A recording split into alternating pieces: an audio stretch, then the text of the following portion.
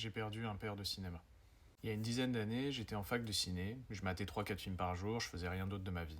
Mais je me rendais bien compte que c'était pas comme ça que j'allais réussir à rentrer dans l'industrie. Alors j'ai commencé à faire des stages pour découvrir autre chose que le scénario et la réal, et j'ai réussi à faire un stage à la Filmothèque du Quartier Latin. C'est là où j'ai rencontré Jean-Max, le directeur du cinéma.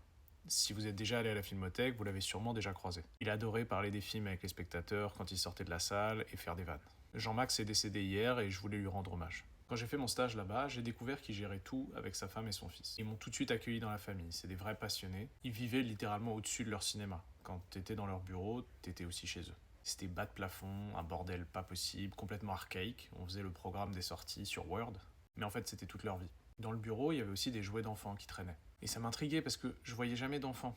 En fait, c'était les jouets de la fille de Max, Christine, qu'il a perdu lors de l'incendie de son école.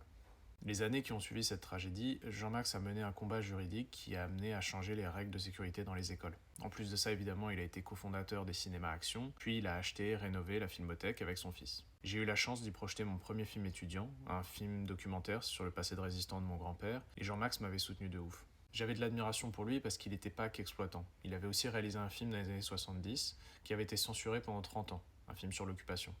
C'est peut-être pour ça qu'il avait été censuré. Merci Jean-Max pour tout, et merci à tous les passeurs de films qui permettent à la nouvelle génération de continuer à porter le flambeau, que ce soit en montrant ou en réalisant des films.